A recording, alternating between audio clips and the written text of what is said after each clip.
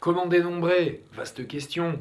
Alors évidemment, c'est un point de départ. Mais quand vous êtes dans un exercice où on vous demande de compter des trucs, genre ouais, je compte le nombre de façons que j'ai d'avoir trois boules, sachant que je la remets pas ou je la remets dans une urne qui contient 7 noirs, etc. Ou bien combien j'ai de possibilités de trouver des codes d'un digicode. Ah, on est dans du dénombrement là. Ok, comment on va faire? On se rappelle, hyper important, il y a deux clés d'entrée, l'ordre et la répétition. Je me pose la question, en fait, dans ces combinaisons dont on parle ou ces tirages différents, est-ce que l'ordre est important ou est-ce qu'il n'est pas important? Et après avoir parlé de l'ordre, est-ce que la répétition est possible ou est-ce qu'il n'y a pas de répétition possible?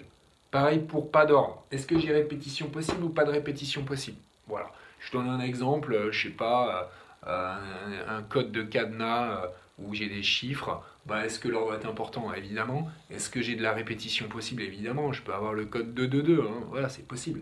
D'accord. Et puis le tiercé, tiens, tiens, une course, voilà, le podium, les trois premiers. Si je les numérote, tous ces gens-là qui vont courir, est-ce que l'ordre est important? Évidemment, si le premier se retrouve troisième, c'est pas pareil. Par contre, est-ce qu'il y a répétition possible? Évidemment que non, parce que le premier, il peut pas être à la fois premier et deuxième. Donc là, je serai ici, par exemple. Ok.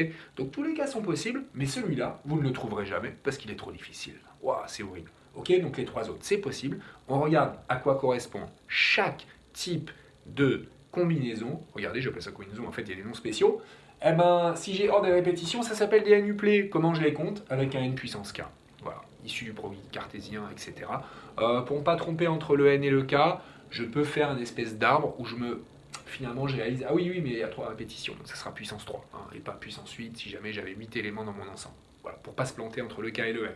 Si je suis avec des arrangements, comme les podiums par exemple, ah, bah j'en ai combien des arrangements possibles? Ah, j'en ai A, K, N. Voilà, super. Ma calculatrice me donne la réponse quand je vais dans le bon menu. Ok, arrangement. Vous embêtez pas avec la formule du n factoriel sur n-k factoriel. Bon, elle existe, mais la calculette le fait. Ne nous en privons pas.